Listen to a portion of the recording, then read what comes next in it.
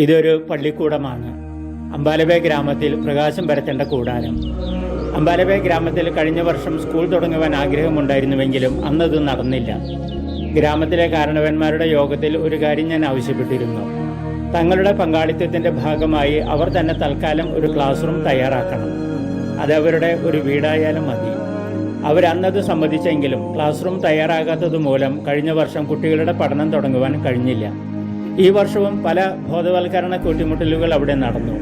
അവരുടെ വശത്തു നിന്നും പരിശ്രമമുണ്ടായാൽ അടുത്ത വർഷം അവിടെ പള്ളിയും പള്ളിക്കൂടവുമായി ചെറിയൊരു കെട്ടിടം നന്നായി പണി തീർക്കാമെന്ന് അവരെ ബോധ്യപ്പെടുത്തി.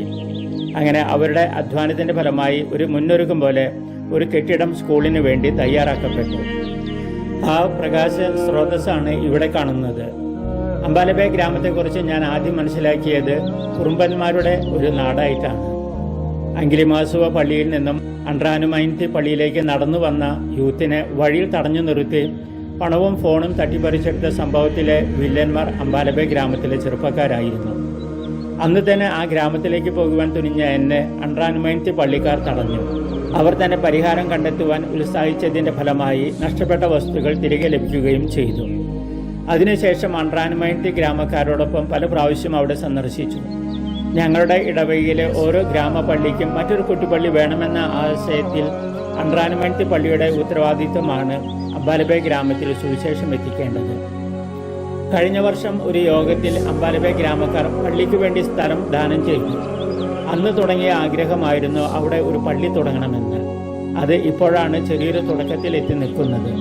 തികച്ചും ശൈശവാവസ്ഥയിലായിരിക്കുന്ന ഈ വിദ്യാലയം ഇവിടുത്തെ ചൂടിലും വരൾച്ചയിലും അകാല ചരമം അടയാതിരിക്കുവാൻ പ്രത്യേകം ശ്രദ്ധിക്കേണ്ടിയിരിക്കുന്നു. മഡഗാസ്കറിൽ എത്രയോ ഗ്രാമങ്ങൾ ഇത്തരത്തിലുണ്ട്. അവിടെയൊക്കെ ഒന്നെത്തി നോക്കാൻ പോലും ആരുമില്ലാത്ത അവസ്ഥയുമുണ്ട്. അയക്കപ്പെടുന്നവരുടെ ദൗർലഭ്യവും പരിമിതികളും ഇത്തരം സ്വപ്നങ്ങളെ വിദൂരമാക്കുന്നു. ക്രിസ്തുമസിന് ഒരുങ്ങിക്കൊണ്ടിരിക്കുന്ന ഈ നാളുകളിൽ നമുക്ക് സ്വപ്നം കാണാം, പ്രാർത്ഥിക്കാം. ഈ ലോകത്തിൽ പ്രകാശമായി വന്ന യേശുനാഥൻ ഈ കുഞ്ഞുങ്ങളുടെ ജീവിതത്തിലും അനുഗ്രഹത്തിൻ്റെ പ്രകാശകിരണങ്ങൾ ചൊരിയട്ടെ എന്ന്. മഡഗാസ്കറിൽ നിന്നും ഫാദർ ജോൺസൺ തളിയത്ത്.